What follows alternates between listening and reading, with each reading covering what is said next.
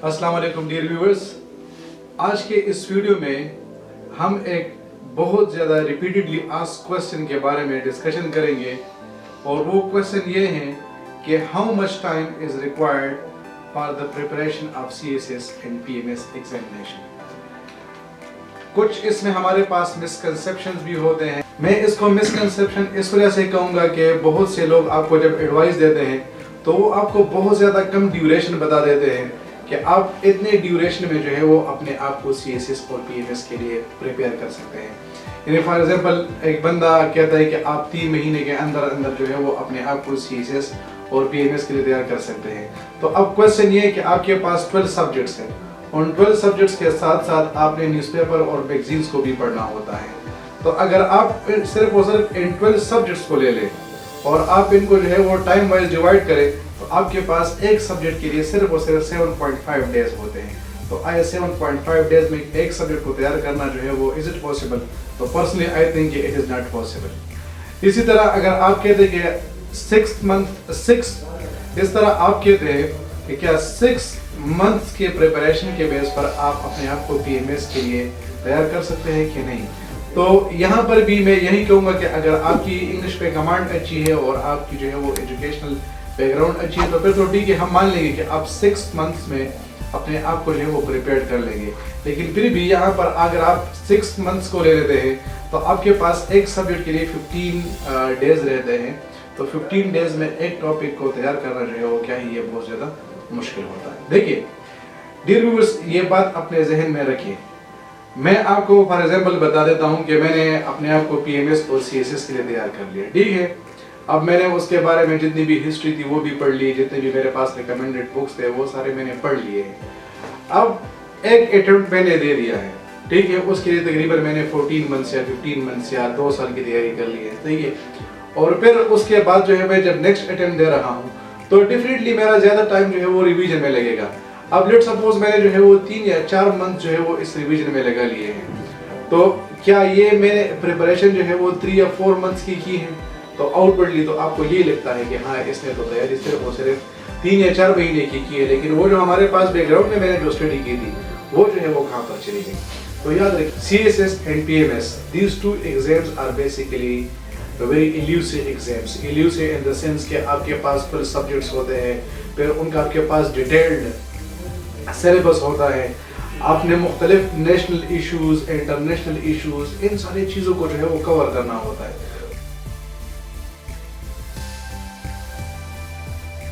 एक साल या 1 साल से ज़्यादा का दौरान ये ज़रूर लगता होगा। अब कुछ ऐसी चीज़ें हैं जिनका डिफरेंटली आपके प्रिपरेशन पे जो है वो असर पड़ता है। लाइक सबसे पहले इंपॉर्टेंट चीज़ आपके पास है आपकी एजुकेशनल बैकग्राउंड। आपकी किस किस्म के एजुकेशन सिस्टम में जो है वो आपने एजुकेशन हासिल किया है।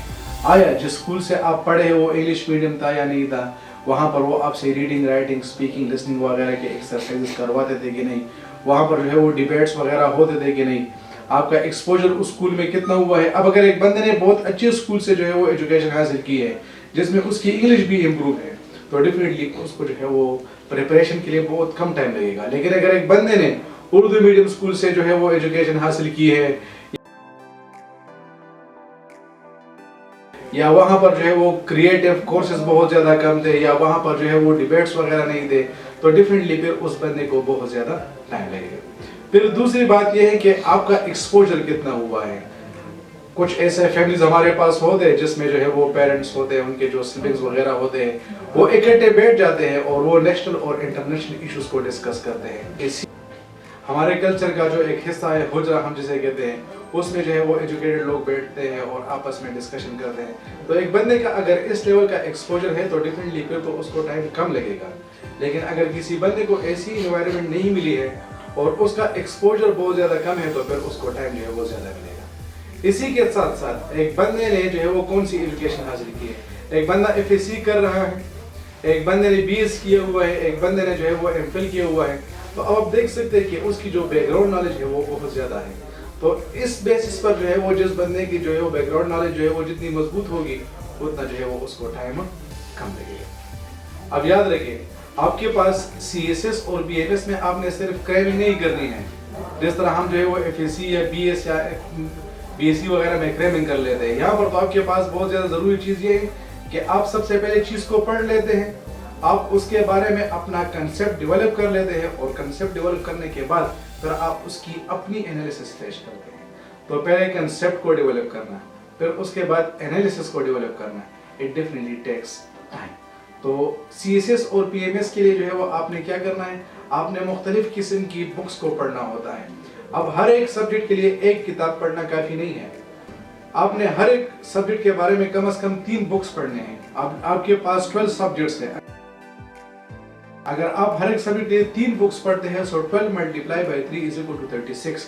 तो आप 36 बुक्स को जो है वो कम से कम आपके लिए जो है वो 12 to 18 मंथ्स का ड्यूरेशन इसके लिए चाहिए। अच्छा, स्टूडेंट्स ये भी पूछते हैं कि हम कितना जो है वो कितने आवर्स पर डे पढ़े, like how many hours per day should we study.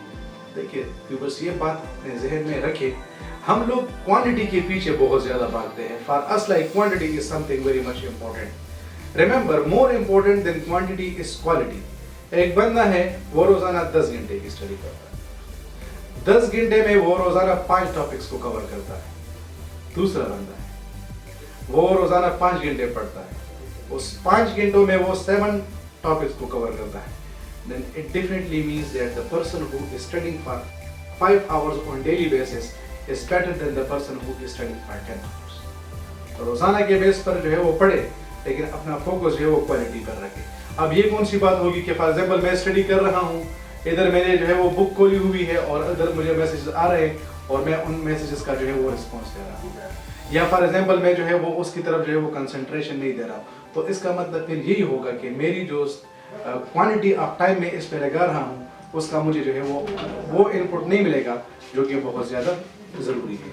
ये बात भी अपने जहन में रखें कि हर एक बंदे का अपना लेवल ऑफ कमिटमेंट होता है और अपनी लेवल ऑफ कंसंट्रेशन होती है। एक बंदे का कंसंट्रेशन लेवल अगर बहुत ज़्यादा है, वो जब स्टडी करता है तो उनका माइंड इधर उधर डाइवर्ट नहीं होता, वो जो है वो फजूल चीज़ों में अपना टाइम ज़ाया नहीं करता, बल्कि जिस वक्त वो बुक पढ़ रहा है उस वक्त वो उसी बुक ही पर सिर्फ फोकस कर रहा है।